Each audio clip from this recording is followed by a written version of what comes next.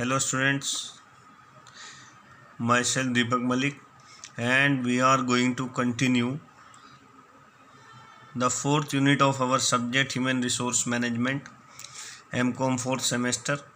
The unit name is Performance Appraisal and in today's session we are going to discuss the next topic of unit 4, that is personal audit. Personal audit or human resource auditing. I think कि personal audit को जानने से पहले हम लोगों को audit word का meaning जान लेना चाहिए। आप सभी ने आज तक ऑडिट या ऑडिटिंग वर्ड ज़रूर सुना होगा। ऑडिट या ऑडिटिंग वर्ड जो अभी तक आप लोगों की नॉलेज में आया है, that is related to financial audit of a company at the end of the year. वो फाइनेंशियल ऑडिटिंग होती है। What is the literal meaning of the word audit? Audit may be defined as the examination or inspection of various books of accountancy by an auditor. ये definition है financial audit की। The word simple audit means an official examination of the present state of something. किसी भी चीज़ की present situation को examine करना, specially of A companies financial records. वो फिर से फाइनेंशियल ऑडिट के बारे में बता रहा हूँ मैं आपसे, but the simple audit means the official examination of the present state of something. जिस एस्पेक्ट का भी आप ऑडिट करने जा रहे हैं उसकी प्रेजेंट सिचुएशन को ऑफिशियली एग्जामिन करना, दैट इज़ कॉल्ड ऑडिट। तो यहाँ पर हम बात कर रहे हैं पर्सनल ऑडिट की। तो डेफिनेटली ये वर्ड क्या डिस्क्राइब कर रहा है आपको? The official examination of the present state of personal policies. Obviously this may be described as the personal audit. तो इसी से हम अपने इस टॉपिक को आज कंटिन्यू करेंगे।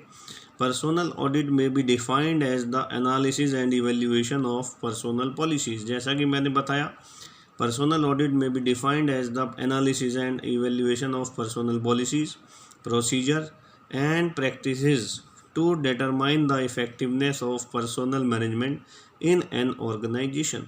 तो ये नाम से ही क्लियर है, आप देख ही लिए कि पर्सनल ऑडिट को कैसे डिफाइन किया गया कि जितनी भी पर्सनल पॉलिसीज़ या एचआर पॉलिसी और प्रोसीजर और प्रैक्टिसेस जितनी भी कंपनी के अंदर इम्प्लीमेंटेड हैं, फॉलो की जा रही हैं, उन सबको एनालाइज करना, इवेल्युएट करना, whether all these policies or procedure are effective or not, that is called personal audit. In other words, personal audit is a periodic review। ये ऑडिट भी फाइनेंशियल ऑडिट की तरह ही एक पर्टिकुलर पीरियड के बाद किया जाता है। और जैसा मैंने अभी ऊपर भी बताया, why this audit is done, that is done to measure the effectiveness of personal management and to determine the measures required for more effective utilization of human resources। इस बात से आपको ये बात और भी क्लियर होगी कि इस पर्सनल ऑडिट से a company can determine the measures required. वो सारे स्टेप्स को डिटरमाइन किया जा सकता है जिससे कि आप अपनी कंपनी के ह्यूमन रिसोर्सेज को और ज़्यादा इफ़ेक्टिवली और एफिशिएंटली यूटिलाइज कर सकें। This audit increases the organizational effectiveness by better utilization of a firm's human resources। ये ऑडिट 100% आपकी ऑर्गेनाइजेशनल इफेक्टिवनेस को इंक्रीज करेगा, because it will tell you how you can better utilise to your human resource, how you can better utilise to your human assets. तो यही इस audit का, personal audit का कहीं ना कहीं ऑब्जेक्टिव है कि हम अपने एचआर ह्यूमन रिसोर्सेज को कैसे इफ़ेक्टिवली और एफिशिएंटली यूटिलाइज कर सकें।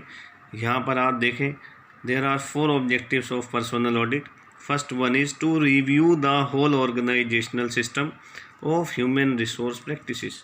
सबसे पहला ऑब्जेक्टिव यही है इसका कि ये पूरी कंपनी में जितनी भी HR practice, human resource practice follow की जा रही हैं, उन सबको रिव्यू करता है, चेक करता है whether all these human resource practices are working effectively or not।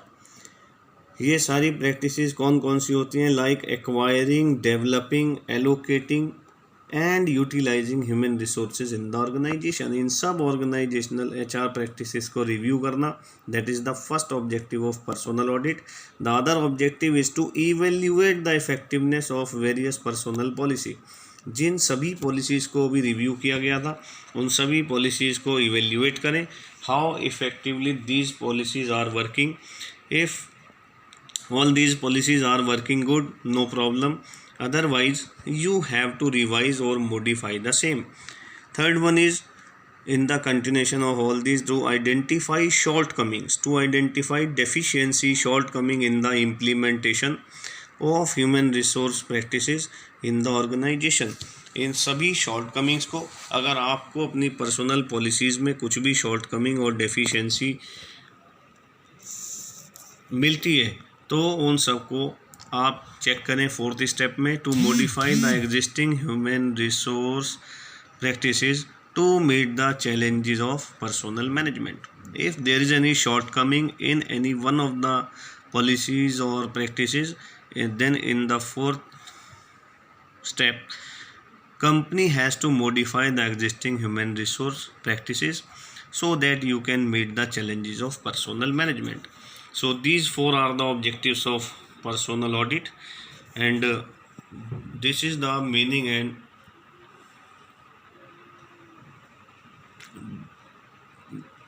description of personnel audit. Now we have to look the scope of HR audit.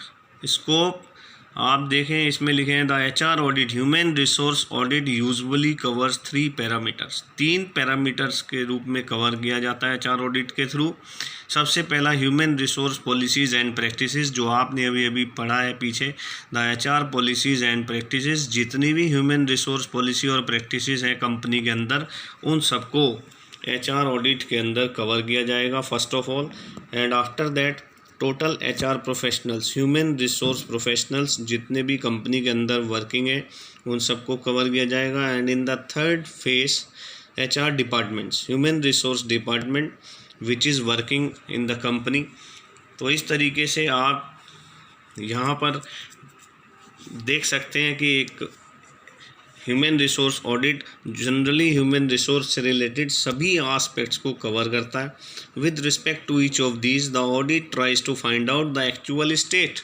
Actual state का मतलब यहाँ पर है एक्चुअल जो इस समय हमारे ह्यूमन रिसोर्स प्रैक्टिसेस और पॉलिसीज़ की प्रेजेंट सिचुएशन है।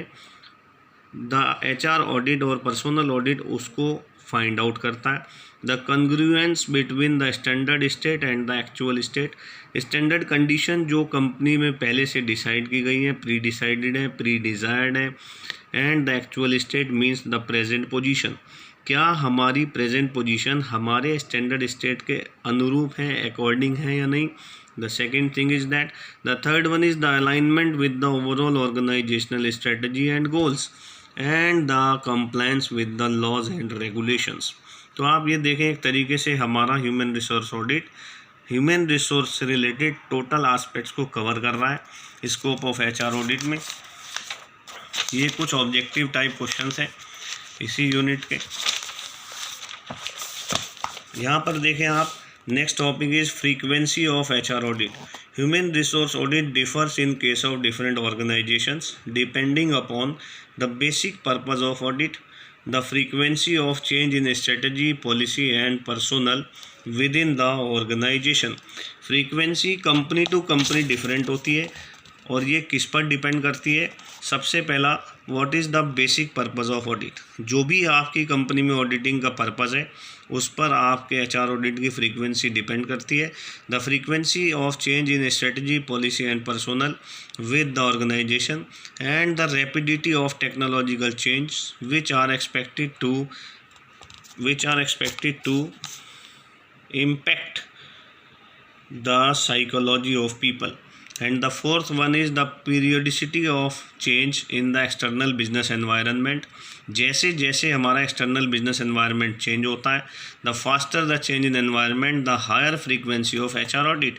क्योंकि जितना जल्दी हमारा बिजनेस एनवायरनमेंट चेंज होगा हमें उतना ही फ्रीक्वेंटली अपने HR ऑडिट को कंडक्ट कराना होगा, because we have to check in each and every change situation कि हमारी जो प्रेजेंट पर्सनल पॉलिसीज़ और प्रैक्टिस हैं क्या वो इफ़ेक्टिवली वर्क कर रही हैं या नहीं. The next one is the speed of change in legal, socio economic and political conditions. All these are directly और indirectly affect the frequency of HR audit of an organization. Next one is limitation of HR audit. Human resource audit has following limitation. First of all, it is not developed fully regarding its scope and content. The other is human resource audit has no sound basis of well defined principle and practices. अभी तक भी human resource policies में, human resource audit में कोई भी well defined principles और practice नहीं है जिनको एक कॉमन बेस के अकॉर्डिंग सभी कंपनीज़ में इम्प्लीमेंट किया जाए. And third one is the major problem, lack of qualified HR auditors में क्रिएट ए प्रॉब्लम, क्योंकि HR ऑडिटर्स को ढूंढना थोड़ा मुश्किल काम है. That is a tough task and the auditing process में have the elements of subjectivity because the skills, knowledge and the experience of the management auditor largely determines the success of HR audit. Last one is their HR audit is based on interview questionnaire methods which has its own limitation, that is of communication, business etc. HR audit generally interview और questionnaire method पर depend होता है, because to conduct an HR audit in the organization, auditor has to collect a lot of information about human resource of the organization. So HR audit can be used as a technique of organizational development. तो ये आपने देखा scope, objective, frequency और limitations of HR audit. So with the help of this material and the explanation, I think you all are able to understand the topic. In our next session we will continue with the other topic of the same unit.